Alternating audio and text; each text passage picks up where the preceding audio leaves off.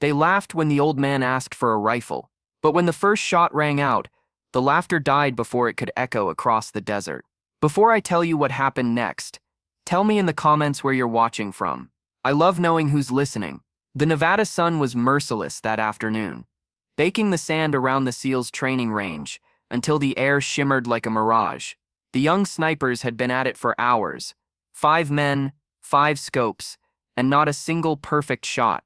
Each bullet fell short, off by inches. It was humiliating. The wind had shifted again, twisting unpredictably through the canyon, and even their most experienced shooter couldn't land the hit. At the edge of the field, an old man in worn jeans and a faded navy cap stood watching quietly. His boots were dusty, his posture straight. His name was Walter Briggs, retired Master Gunnery Sergeant, Navy veteran, age 71. He'd been invited by the base commander to observe the new generation of marksmen. He hadn't expected to be needed, but when he saw the frustration in their eyes and the arrogance in one young SEAL's grin, something in him stirred. "Maybe you boys are letting the wind do all the thinking," he said, voice calm, almost teasing. The men turned. The tallest one, broad-shouldered and confident, smirked. "You think you can do better, old man?"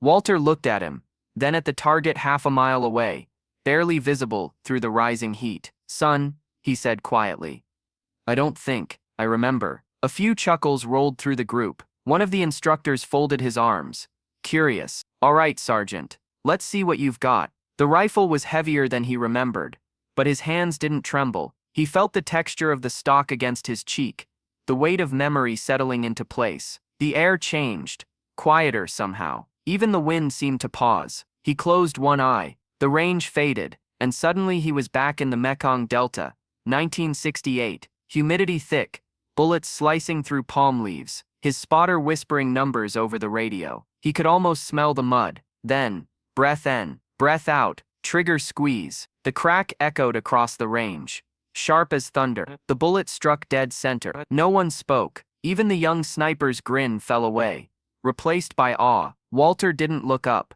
He simply exhaled, chambered another round, adjusted the scope half an inch, and fired again. Another perfect shot, then another. By the 5th bullet, the target's center was nothing but a single torn hole, precision that not even the instructors could match. The commander stepped forward, eyes wide. "How the hell did you do that?" Walter laid the rifle down gently, as though returning an old friend. "You boys keep watching the wind," he said softly. "But you forgot the air." The men frowned, confused. He pointed upward. "Wind shifts every second. Air stays. You feel it, not with your eyes, but with your bones. If you can feel the air, you'll never miss." It wasn't arrogance in his voice. It was something deeper, the patience of someone who had earned every scar, every breath. That evening, when the sun fell and the range cooled, the young SEALs gathered around him. One by one, they handed him their rifles, asking questions, soaking in his words like students before a master. Walter smiled faintly, eyes glistening beneath the brim of his cap. "Don't chase perfection," he said. "Chase steadiness. The perfect shot only comes when you stop trying to prove something." For the first time that day, the men listened, truly listened. And when the next morning came, every single one of them hit their target. Because skill fades, but wisdom, when shared, never dies. And that old man's steady hands had taught them something no modern training ever could. If this story moved you, hit that subscribe button and share it with someone who still believes experience has no age. I'd love to hear in the comments, what lesson from your elders still guides you today?